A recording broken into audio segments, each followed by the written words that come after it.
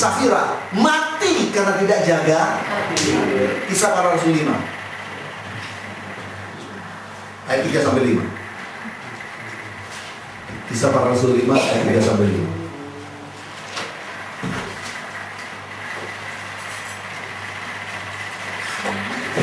Ya, sama-sama baca. Kisah Para Rasul 5 ayat 3-5. 1, 2, 3. Tetapi Petrus berkata, Ananias, mengapa kami membuat suasana ini sehingga engkau mendustai Roh Kudus dengan sebagian dari hasil penjualan tanah itu? Selama tanah itu tidak dijual, maka ia tetap kepunyaanmu, dan setelah dijual, bukankah hasilnya itu tetap dalam kuasamu? Mengapa engkau menjadikan batu-batu dalam kaki ini? Kau mempercayai manusia, tetapi mendustai tanah. Terus? Ketika mendengar kabarnya dikatakan nyawanya, maka sahabat dan semua orang yang mendengar. Nah, waktu itu Ananias dan Safira mau ikut-ikut. Waktu itu kan si Barnabas dia jual tanahnya dipakai untuk pelayanan, untuk bangun tempat ibadah. Ananias dan Safira juga ikut jual-jual, mau ikut masa kalah di Barnabas. Menjual dari tanah. Tapi apa yang terjadi? Waktu dijual, harganya mungkin murah saja, yang mulia harga 10 juta lah, ya, atau 100 juta cetek tiaw, ya. Waktu ditanya, Petrus tanya berapa yang Anda jual? Cuma gocap tiaw, gimana? Padahal Tuhan Petrus tahu cetek tiaw, ya. Itu lalu Petrus bilang apa? Ananias, tanah itu kalau tidak dijual itu tetap milikmu, dan ketika engkau jual itu, ya hasil penjualan itu tetap dalam milikmu, itu dalam kuasamu.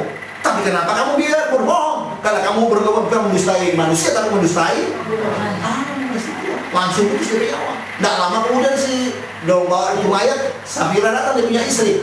Waktu ditanya, sama bilang begitu, bohong. Akhirnya dua-dua mati. Ananias dan Safira mati karena tidak jaga. Mau umur panjang, mau umur panjang, mau sehat, dipakai Tuhan luar biasa. Jaga itu. Tuhan tak bisa banyak-banyak, jaga itu habis. Amin. Daud dipilih oleh Tuhan menjadi raja karena bukan karena elok parasnya. Kalau mau lihat DP badan, DP kakak-kakak lebih besar, kuat, tegap. Daud anak kecil. Daud dipilih oleh Tuhan menjadi raja karena Tuhan hanya melihat hati.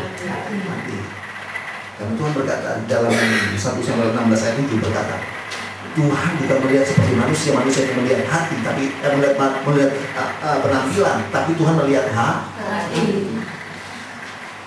Amin. Ya. Ketika Salomo disuruh memilih oleh Tuhan, dia pilih apa? Waktu Salomo disuruh memilih oleh Tuhan, dia pilih apa? Hikmah. Ya, dia tidak pilih kekayaan, tidak pilih kekayaan, tidak kemuliaan, dia tidak memiliki kuasa, tidak memilih itu. Dia hanya milih satu. Dia minta apa? Dia memilih atau hati yang bijaksana, hati yang bijaksana. Nah, waktu si Salomo disuruh memilih, dia minta hati yang bijaksana, tidak minta yang macam-macam. Apa yang terjadi? Karena dia memilih minta hati bijaksana, Tuhan kasih bukan cuma hati yang bijaksana. Tuhan kasih kekayaan, Tuhan kasih kemuliaan, Tuhan kasih kedudukan, Tuhan kasih kemuliaan, Tuhan kasih semua. Itu sebabnya saya memberitahu pada saudara dengan baik. Kalau saudara disuruh milih, tidak usah milih yang macam-macam, minta saja hati yang bijaksana. Kenapa? Ketika si Salomo diminta hati yang bijaksana, ketika dia memiliki hati yang bijaksana, Tuhan kasih berkat yang melimpah, harta kekayaan yang melimpah. Kenapa? Sebab waktu dia diberikan harta yang melimpah, dia bisa menjaga harta yang itu dengan hati yang bijaksana. Diberikan juga umur panjang. Ketika dia diberikan kekuasaan, dia bisa menggunakan kekuasaannya itu, yang diberikan Tuhan dengan hati yang bijaksana. Tuhan beri umur panjang, karena dia bisa berikan umur panjang itu dengan hati yang bijaksana. Tuhan, aku ingin sehat itu umur panjang.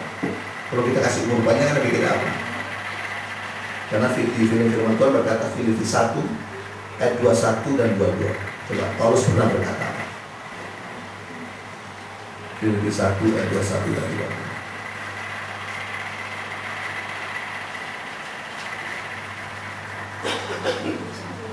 1, Filipi 1 ayat 21 dan 22. 1, 2, 3.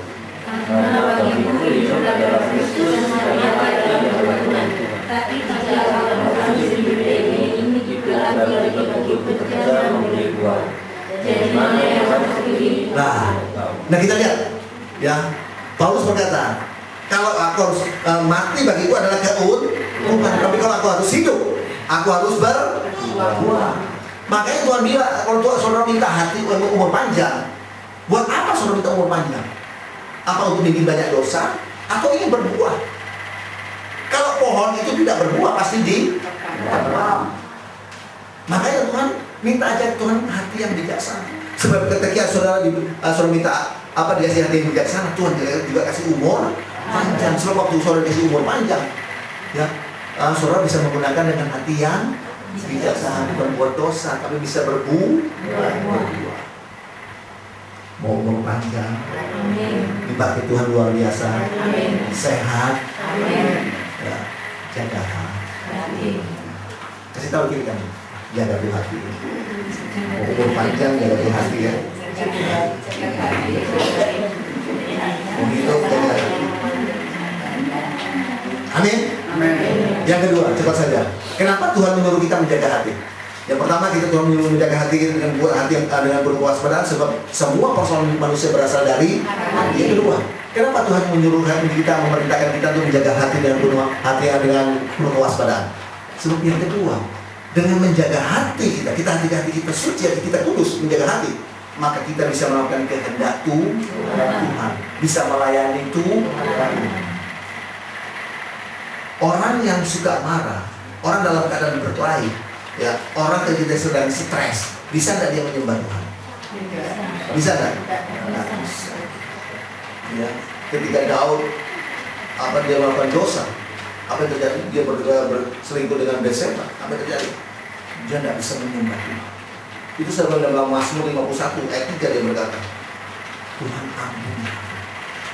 Ya, kita lihat Mazmur 51 ayat 3. Dia berkata apa? Dari ayat 1 sampai 3, tapi ayat 3 saja. Mazmur 51. Judulnya apa itu? Pengakuan dosa. Mengaku dosa aja dia bikin Mazmur. Itu tahu. Coba ayat 3. 1 Mazmur 51 ayat 3. Di 51. 1, 2, 3.